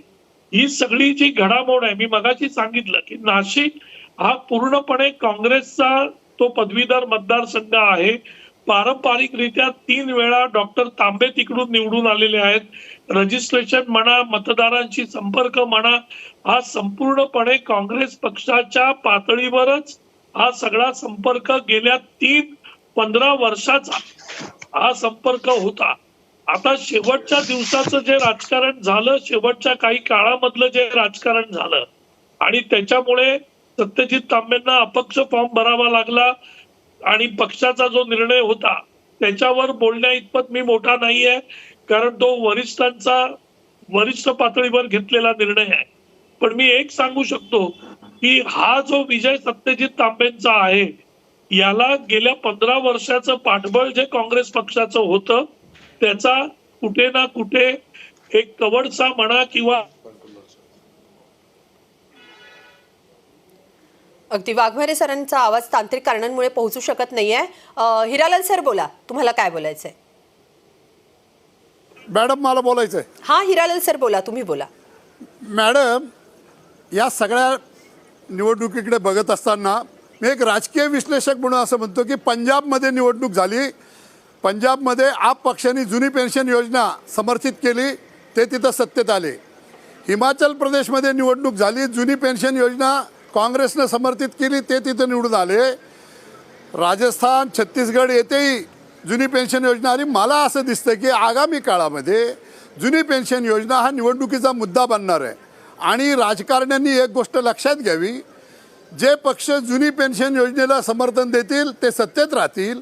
जे पक्ष जुनी पेन्शन योजनेला विरोध म्हणजे स्वीकारणार नाहीत त्यांना कदाचित सत्तेवरून जावं लागेल. भारतीय जनता पक्षाला आणि इतर सर्व जे सत्ताधीश आहेत त्यांना याचा गंभीरपणे विचार करावा लागेल, कारण कर्मचाऱ्यांमध्ये, शिक्षकांमध्ये जो असंतोष असतो तो याच्यातून बाजूला करून असं आपल्याला बघता येणार नाही. कदाचित 2024ची निवडणूक ही जुनी पेन्शन योजना सेंट्रलाइज होऊन जुनी पेन्शनच्या मुद्द्यावर सुद्धा होऊ शकते. त्यामुळे या मुद्द्याकडे राजकारण्यांनी गंभीरपणे बघावं असं मला वाटतं. अगदी. आणि तुम्ही त्या पद्धतीनं त्या प्रश्न त्या बाकीच्या राजकीय पक्षाच्या प्रतिनिधी विचारावेत असे आमची त्यांना धारणा आहे. अगदी हाच मुद्दा आपण घेऊन जाऊया. पण वाघमारे सर बोला, वाघमारे सर बोला. जुनी पेन्शन योजनेबद्दल त्यांची मतं काय आहेत? वाघमारे सर बोला. हा बोला. मला पॅच करा ना, माझा फोन कट केलेला. सर तुमचा आवाज येतोय, तुम्ही बोला.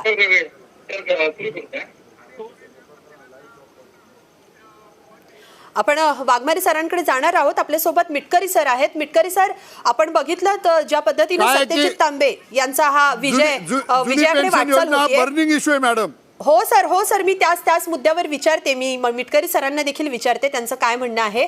मिटकरी सर, हिरालाल सरांचं असं म्हणणं आहे की जुन्या पेन्शनवरच इतर निवडणुका आता कळीचा मुद्दा ठरणार आहे. या मुद्द्यावर महाविकास आघाडी सरकार कशा पद्धतीनं लढणार आहे, हा मुद्दा कसा लावून धरणार आहे येणाऱ्या काळात?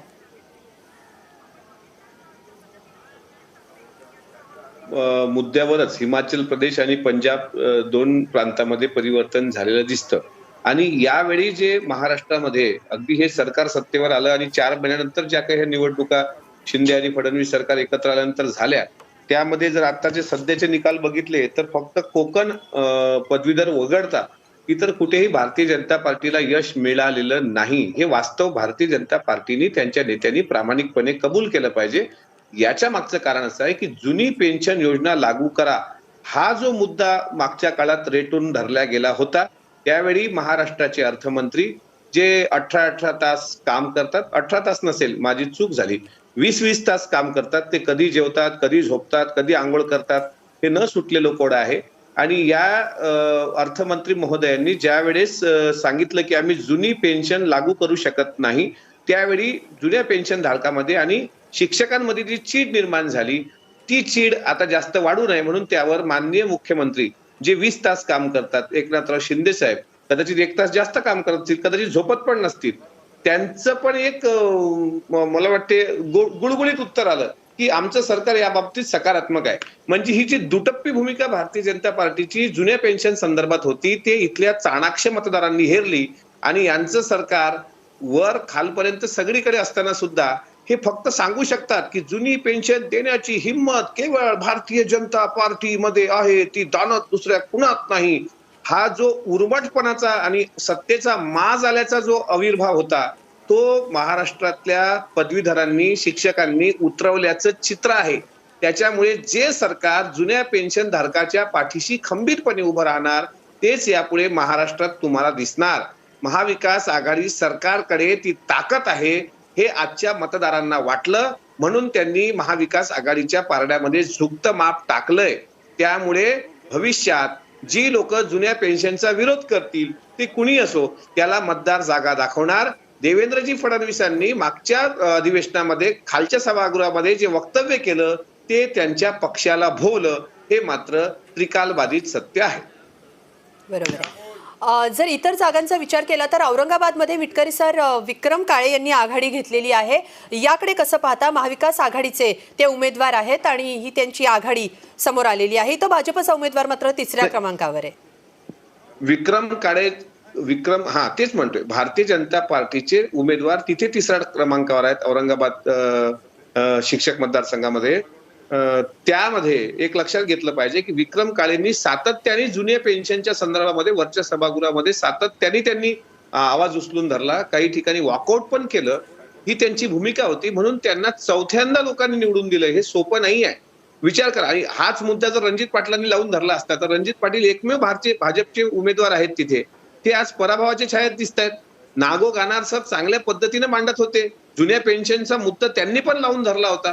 इतकंच काय, गानार सर आणि देवेंद्रजी फडणवीस यांच्या दोघांमध्ये एकाच पक्षाचे असताना सुद्धा दुफडी निर्माण झाली होती. गानार सर खंबीर होते की तुम्ही आगामी काळात जरा जुन्या पेन्शन योजनेबद्दल सकारात्मक राहणार, पण देवेंद्रजींच्या स्टेटमेंट नंतर त्याच्यामध्ये 2 भाग तुम्हाला दिसले.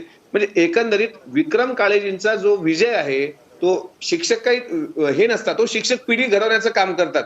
शिक्षकांनी त्यांना 4थ्यांदा निवडून दिलंय, वसंतराव काळेंपासून त्यांना निवडून देत आहेत. म्हणजे काही हे अशी काही उगाच काही चुकीची मतदान करणारी लोक नाहीत. आज भारतीय जनता पार्टीने मला असं वाटते याचं आत्मचिंतन, याची चिकित्सा हे केल्यापेक्षा डोक्यावर गार पाणी 2 बर्फाच्या लाद्या ठेवा वाटल्यास, पण जरा शांत डोक्याने विचार करा की जर 20 तास अभ्यास, 20 तास पायाला भोवरा बांधून, पायाला पानचक्की लावून जर तुमचे नेते फिरत असतील, तरी लोक तुम्हाला धूळ चारत असतील.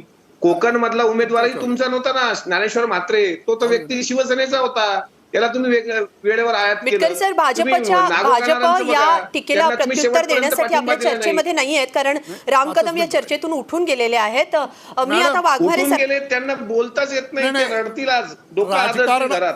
बरं का काय मॅडम, उठून गेलेत. बोला हिरालाल सर. मॅडम, राजकारणाच्या प्लॅटफॉर्मवरचे काय मुद्दे येत आहेत याच्याकडे राजकीय पक्षांनी बघावं.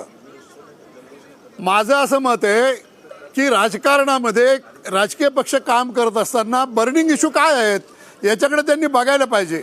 एकूणच काँग्रेस पक्ष असेल, भारतीय जनता पक्ष असेल, बाळासाहेबांची शिवसेना असेल, उद्धव बाळासाहेब ठाकरे यांची शिवसेना असेल, मनसे असेल, हे सगळे पक्ष कर्मचाऱ्यांच्या प्रश्नावर, लोकांच्या प्रश्नावर जे बोलतात त्याच्या पतीने निर्णय करताना दिसत नाहीत. आणि मग सभागृहामध्ये देवेंद्र फडणवीस यांनी असमर्थता व्यक्त केली आणि बाहेर मात्र आम्ही असं करू तसं करू म्हटलं ते दुटप्पीवर लोकांना पटलं नाही, म्हणून पदवीधर आणि शिक्षक हिरालाल त्यांच्या सर, याच विरोधात गेले. मुद्द्यावर त्यांनी आपण लक्षात घ्यावं. काँग्रेसचं आणि देखील म्हणणं दुसरं ऐकूयात. असं वाघमारे सर आहेत आपल्यासोबत. मगाशी मी त्यांना हाच प्रश्न विचारला होता. जुन्या पेन्शनचा मुद्दा येणाऱ्या काळात काँग्रेस कसा उचलून धरणार आहे? त्यांना ते आता निरनिराळ्या बिहारमध्ये प्रश्न नाही कळला मॅडम. हिरालाल सर, आपण वाघमारे सरांचं म्हणणं ऐकूयात. हिरालाल सर, तुमचाच प्रश्न विचारते. वाघमारे सर, येत्या काळात जुन्या पेन्शनचा मुद्दा काँग्रेस कसा उचलून धरणार आहे? नाही, काँग्रेसने तर पहिल्यापासून जुन्या पेन्शनला पाठिंबा दिलेला आहे आणि जुन्या पेन्शनच्या पूर्णपणे पाठिंबा आणि त्या गोष्टींनीच पुढे जायला पाहिजे हे काँग्रेसचं स्पष्ट मत आहे. राहिला प्रश्न की कर्मचाऱ्यांच्या बाबतीत घेतलेले निर्णय, हे निर्णय काँग्रेस पक्ष ज्या वेळी सत्तेवर आला त्यावेळी काँग्रेस पक्षाने सकारात्मक निर्णय घेऊन आघाडी सरकारच्या काळामध्ये, मग राष्ट्रवादी आणि काँग्रेस ज्या वेळी सत्तेत होती त्यावेळी विविध कर्मचाऱ्यांचे प्रश्न अगदी व्यवस्थितपणे सोडवलेले आहेत. आणि काँग्रेसने किंवा राष्ट्रवादीने किंवा ज्यावेळी आमची आघाडी होती, आता महाविकास आघाडी आहे, त्यावेळी आघाडी होती, आघाडीच्या काळातही काँग्रेसच्या आणि राष्ट्रवादीच्या मंत्र्याने जे निर्णय सभागृहात घेतले तेच निर्णय त्यांनी बाहेर घेतले. अगदी, पण त्यामुळे याच्या काँग्रेस देखील जुन्या पेन्शनचा मुद्दा येणाऱ्या काळात उचलून धरणार आहे असंच या चर्चेचा परिपाक म्हणावा लागेल. तुम्हा तिघांचेही खूप खूप धन्यवाद. राम कदम देखील आपल्या सोबत होते, त्यांचेही खूप खूप धन्यवाद.